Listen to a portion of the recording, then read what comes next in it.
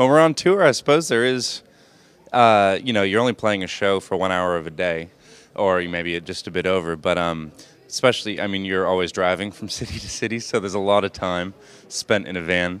And then you get to the venue and you set everything up and you have your sound check. And there's always that weird period between sound check and the show itself where you're sort of hungry, but you don't want to eat because you're a bit nervous. So you just I just pace back and forth. I just walk around. It's more time off than free time.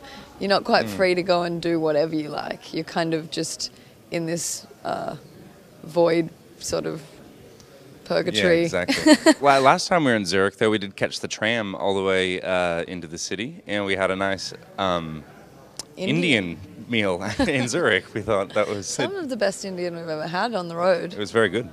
Oddly enough, in Zurich. Yeah, there's a great vibe in this city for some reason. We can't quite work it out. It's just, yeah, there's a glow to it. We've been writing, so we wanted to have a few small shows to try out the new songs without too many people watching. So it was like really small but really excited crowd, and it was really fun actually. It was a lot of fun. Basically a live rehearsal. A live rehearsal, yes, that's what we call it. You can rehearse as much as you like, but it's not quite the same as playing in front of people, I think. No matter how many times you rehearse a new song, playing it live is the real test.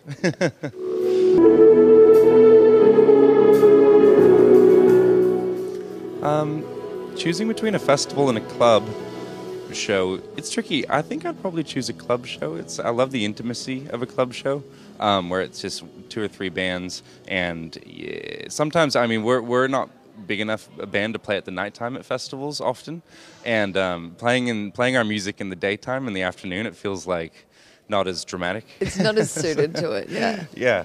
But exactly. They both have their definite pros and cons. Pros and cons, like at a festival, sometimes you just feel like doing a festival where it's not about you, it's kind of about the whole day, and so you're just there to entertain people, and sometimes you might make new fans or whatever, and that can always really help. But yeah, sometimes there's a magic to a group of people coming to see you, and yeah. I remember buying cassettes, that's for sure, and you wouldn't have thought, you know things are going to change, but you never think they'd change so quickly. I mean, the digitalization of music, I think, makes it easier to have more of an international reach. Like, you can actually, I mean, without a doubt, it was a viral video of ours. No, not of ours, that our song got onto, the Danny McCaskill video. He's a mountain biker, and one of our songs was on that video. And it went, it got really popular very quickly. And then just off that, we were able to actually go to Germany and play to 400 people. I mean, We'd never gone out of the country. So we'd never would have been able to tour out of the country, really. And we did like a European tour based on just that. But then there's the music side of it, I think I'm always interested in. I kind of was a big fan of the 80s growing up, and I never much listened to 90s music until later. I think it marks a shift in the psychology of musicians and music listeners, in that like they expect something real rather than a show in some ways. Like there was that whole Nirvana, Pearl Jam kind of anger about society and the show and the spectacle and all that kind of thing, but also almost a kind of like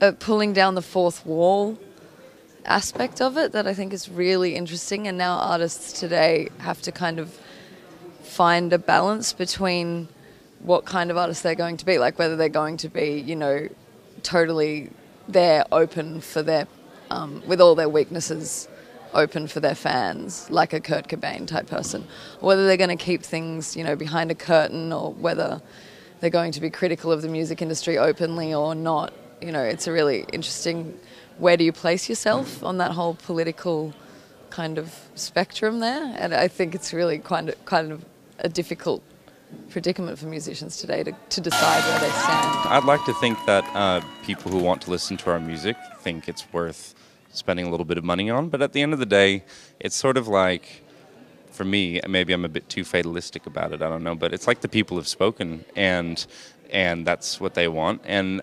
it's fine if they want to consume our music, and that's just the way it's going to be.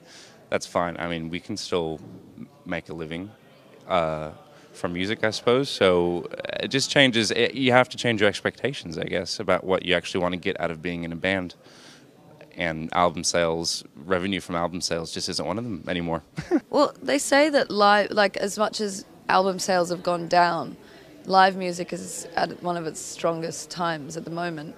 It's the older artists that were already quite big before, or like your Radioheads, that might be able to give stuff away for free or boycott Spotify or boycott iTunes or whatever that is. They can make these big stands.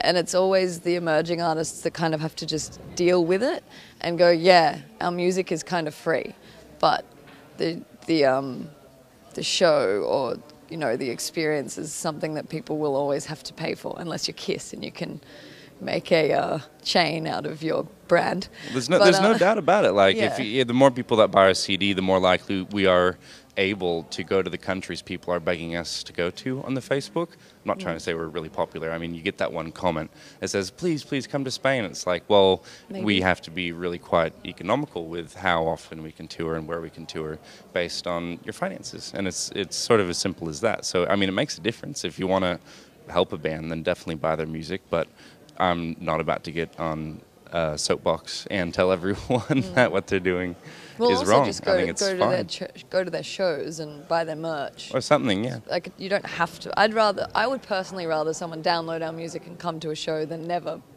listen to it. Yeah, exactly. I mean, You know. yeah. So, And I'm just happy. If anyone wants to listen to our music, I'm flattered at the end of the Yeah. day anyway. So free or not, we'll free pay or you. not, yeah. At least we're not paying people to listen to our music.